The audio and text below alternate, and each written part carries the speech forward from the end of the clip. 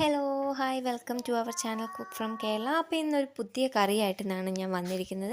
അപ്പോൾ നമുക്കിന്ന് ചേന വെച്ചിട്ട് ഒരു അടിപൊളി ചേനക്കറി വെച്ചാലോ. അതിന് വേണ്ടി ഞാനിവിടെ ഒരു ചെറിയ കഷ്ണം ചേന എടുത്ത് അരിഞ്ഞു കഴുകി വൃത്തിയാക്കി കുക്കറിലേക്ക് വെച്ചിട്ടുണ്ട്. അതിനുശേഷം അതിലേക്ക് അല്പം മഞ്ഞൾപ്പൊടി, അല്പം ഉപ്പ് എന്നിവ ഇട്ട് അതിന് വേണ്ട ആവശ്യത്തിന് വെള്ളവും കൂടി ഒഴിച്ച് നമുക്കൊന്ന് ചേന വേവിക്കാൻ വെക്കാം. അതിന് വേണ്ടി ഞാനിവിടെ 2 വിസിലാണ് വിടുന്നത്. സാധാരണ ഒരു വിസിൽ വിട്ടാൽ ചിലപ്പോൾ അത് വന്നെന്ന് വരില്ല. കറിക്കാവുമ്പോൾ നമ്മൾ നന്നായിട്ട് ഉടച്ചെടുക്കണം. അതിന് വേണ്ടി 2 വിസിൽ വിട്ട് കഴിഞ്ഞാൽ പെട്ടെന്ന് ഉടഞ്ഞ് കിട്ടും. അതിന് വേണ്ടി ഞാൻ കുക്കർ അടുപ്പിൽ വെച്ചിട്ടുണ്ട്. അതിനുശേഷം നമുക്ക് അതിന് വേണ്ട ചേരുവ എങ്ങനെയാണ് തയ്യാറാക്കുന്നതെന്ന് നോക്കാം. അതിന് വേണ്ടി ഞാനിവിടെ ഒരു ചെറിയ മുറി തേങ്ങയാണ് എടുത്തിരിക്കുന്നത്. തേങ്ങ, അതുപോലെ ഒരു 6 ചെറിയുള്ളി, 2-3 വെളുത്തുള്ളി, അല്പം ജീരകം എന്നിവയാണ് എടുത്തിരിക്കുന്നത്. അതിട്ട് അല്പം വെള്ളവും കൂടി ഒഴിച്ച് നന്നായിട്ട് കുഴമ്പ് രൂപത്തിൽ നമ്മൾ അരച്ചെടുക്കുക. അരച്ച് മാറ്റിയതിന് ശേഷം ഇവിടെ ഞാൻ കുക്കർ വിസിൽ വന്നിട്ടുണ്ട്. വിസിൽ വന്നതിന് ശേഷം അതെടുത്ത് മാറ്റി വെച്ചിട്ടുണ്ട്.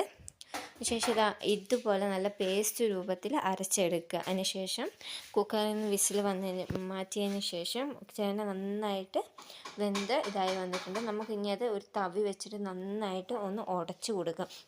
കറിക്കാകുമ്പോൾ നന്നായിട്ട് ഉടച്ച് എല്ലാ ഭാഗവും നന്നായിട്ട് ഉടച്ച് നല്ല രീതിയിൽ വരുത്തതിന് ശേഷം അത് അല്പം ചെറു തീയിലൊന്ന് കുറച്ച് നേരം വെച്ചതിന് ശേഷം നമ്മൾ നേരത്തെ അരച്ച് വെച്ച അരപ്പ് അതിലേക്ക് ചേർത്ത് നന്നായിട്ട് ഒന്ന് ഇളക്കി മിക്സ് ചെയ്യുക.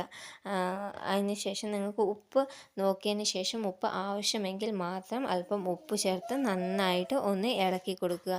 നല്ല കുഴമ്പ് രൂപത്തിലുണ്ടെങ്കിൽ അല്പം ചൂടുവെള്ളം കൂടെ ഒഴിച്ച് നന്നായിട്ട് ഒന്ന് ഇളക്കി ഒന്ന് തിള വരുന്നത് വരെ ഒന്ന് വെക്കുക. അതിന് ശേഷം ഞാനിവിടെ ചട്ടിയിലേക്ക് മാറ്റിയതിന് ശേഷം നമുക്ക് വേറെ ഒരു പാനിൽ അല്പം വെളിച്ചെണ്ണ ഒഴിച്ച് കൊടുത്ത് വെളിച്ചെണ്ണ നന്നായിട്ട് ചൂടായി വരുമ്പോഴേക്കും അതിലേക്ക് അല്പം കടുക് ഞാനിവിടെ 2 സ്പൂൺ കടുകാണ് എടുക്കുന്നത്. 2 ചെറിയ സ്പൂൺ കടുക്.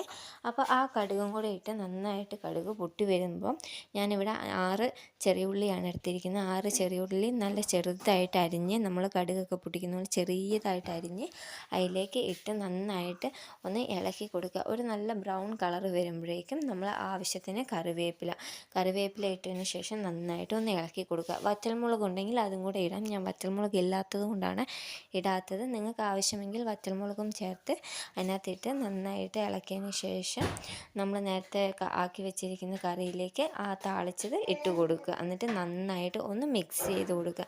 നമ്മുടെ കറി റെഡി ആയിട്ടുണ്ട്.